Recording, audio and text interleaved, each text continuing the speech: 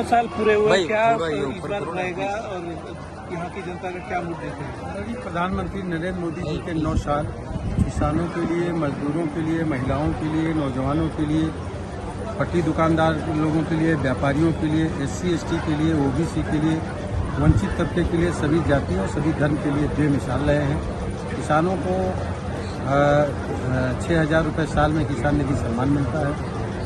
इसी तरह महिलाओं को 10 करोड़ महिलाओं को गैस सिलेंडर चूल्हे मुफ्त में मिले। इसी तरह से करीब 3.5 करोड़ लोगों को आवास मिले हैं। 80 करोड़ जनता को मुफ्त में राशन मिल रहा है। 50 करोड़ जनता को मुफ्त में इलाज मिल रहा है। इसीलिए आज दादर नगर हवेली में जब मैं आया हूँ तो दादर नगर हवेली लोकसभा की जनता, किसान, मजदूर, महिलाएं, नौजवान, पट्टी दुकानदार, व्यापारी वर्ग, सभी लोग मैदान में उतर आए हैं। मोदी जी के सम्मान में दादर नगर हवेली की जनता मैदान में उतरी है और ये दादर नगर हवेली को बड़े पैमाने पर इस बार बीजेपी की यहाँ पर जीत होगी।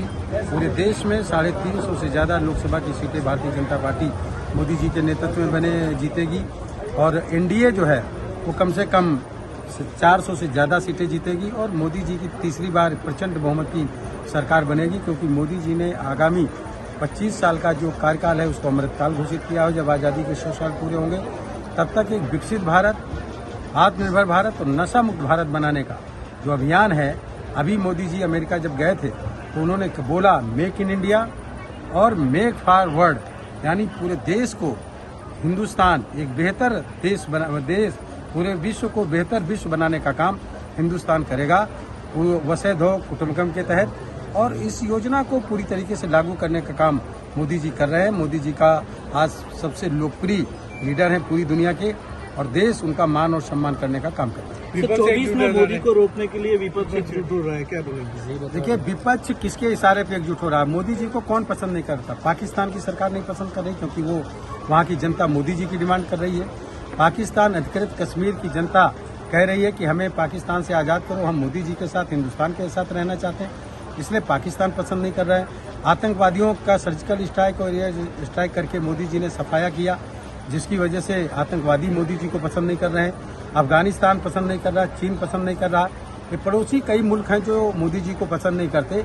उनकी हाँ में हाँ मिलाने का काम, उनकी इच्छा पूरी करने का काम हमारे विपक्ष के, चाहे वो केजरीवाल हों, चाहे ममता बनर्जी हों, चाहे नीतीश कुमार हों, लालू यादव हों, अखिलेश जी हों, विपक्ष के लीडर, कांग्रेस के लोग, वो मोदी जी को हटाने की बात कर रहे हैं। यानी जो पाकिस्तान, आतंकवादी, चीन के लोग, अफगानिस्तान के लोग मोदी जी को हटाने की बात कर रहे हैं, उनकी हाँ में हाँ मिला करके उनकी इच्छा पूरी करने का काम कर रहे हैं। जनता इस चीज़ को समझ रही है।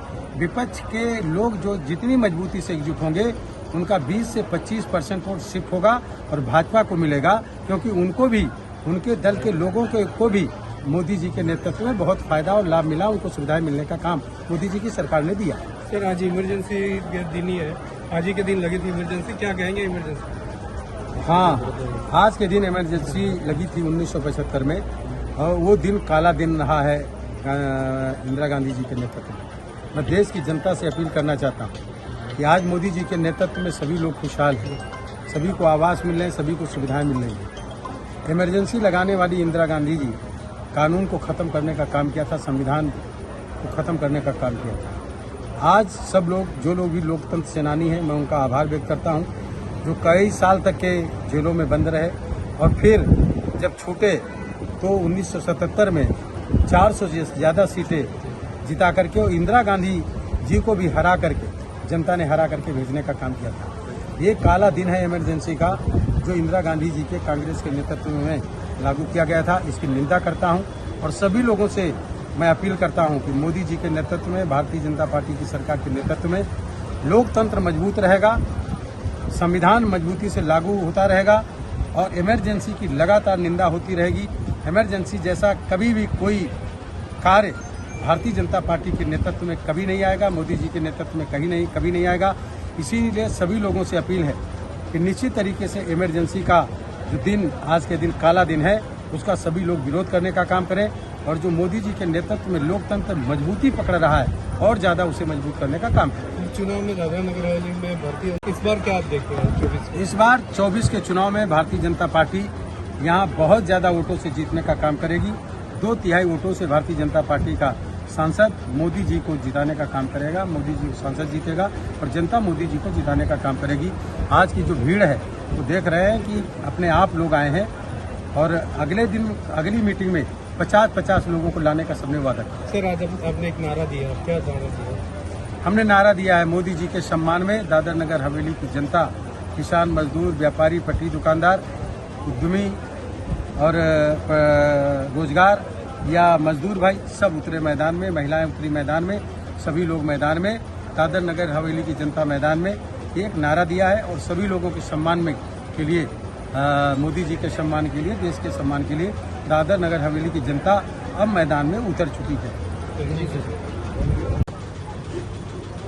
जी, आज दादरा नगर हवेली में एक महासभा रखी थी और जो मंत्री है, केंद्रीय मंत्री है और राज्यसभा सांसद भी, वो भी यहाँ पे आए थे और उन्होंने मैसेज दिया, यहाँ पे संबोधन किया किशोर कौशल जी ने और कहा कि 9 साल बेमिसाल 9 साल में क्या क्या उपलब्धि हुई है मोदी जी के राज्य में, उसका सबको बताया और कहा कि 51,000 से हारे थे और 1,51,000 से जीतना है, उसकी मुहिम आज से ही चालू कर दो।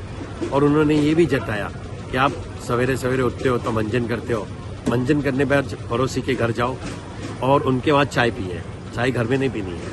और इसी तरह 10 दिन के बाद 10 लोगों को आपके घर पे लाओ और घर पे चाय पिलाओ, इससे एक संबंध होगा, एक नेटवर्क बनेगा और ये हमारी मुहिम होगी जीतने के लिए। साथ ही साथ में बताना चाहते हैं मोदी जी को हटाना कौन चाहता है?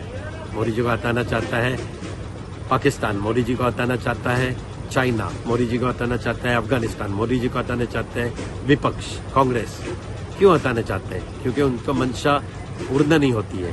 पाकिस्तान हटाना चाहता है क्योंकि उनको उनके पाक ऑक्यूपाइड कश्मीर में लोगों की मांगे मोदी हमें चाहिए, हमें नहीं भूखमरी चाहिए, हमें भी राशन चाहिए, हमें गोली नहीं चाहिए, हमें खाना चाहिए, ये नारे लगने चालू हो गए। अब अफगानिस्तान बोलोगे टेररिस्ट आते थे, टेररिस्ट आते तो थे लेकिन जा नहीं पाते और सर्जिकल स्ट्राइक होती है, एयर स्ट्राइक होती है। उन्होंने ये भी बताया कि चाइना प्रोडक्ट हमारे पास थोपता था और हमारे हिमाचल बोलता था हमारा है, हर बॉर्डर पे एनक्रोचमेंट करता था। आज 300 से ज़्यादा प्रोडक्ट उन्होंने बैन कर दिए चाइना को और हम खुद बना रहे हैं। जो प्रोडक्ट वो लोग एक्सपोर्ट करते हैं वो प्रोडक्ट आज हम भी एक्सपोर्ट कर रहे हैं।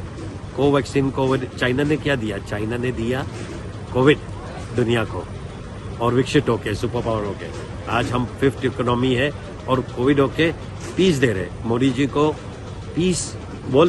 नोबेल पीस अवार्ड के लिए नॉमिनेट किया गया है।